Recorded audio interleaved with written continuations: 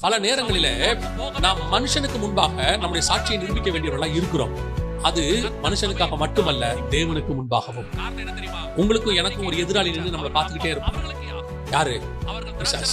அவன் இரவும் பகலும் சகோதரரை குற்றப்படுத்துகிறவன். அவனே நம்ம விஷயத்துல வாயடைச்சு நிக்கணும்.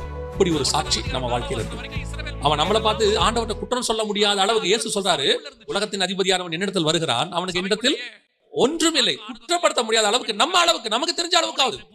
ஆனா சிலருக்கு இந்த வீடு, ஆஸ்தி, நகை இதெல்லாம் வரும்பொழுது அதை திருப்பி கொடுக்கிற எண்ணம் வரமாட்டேங்குது. கர்த்தருக்கு முன்பாக நம்முடைய சாட்சி, மனுஷனுக்கு முன்பாக நம்முடைய சாட்சி எப்படி இருக்கு? அதான் ரொம்ப முக்கியம்.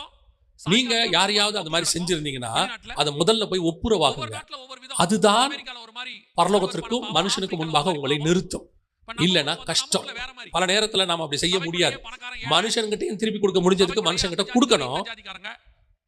சபைக்குள்ளேயே படிச்சவனுக்கும் படிக்காதவனுக்கும் வித்தியாசம்.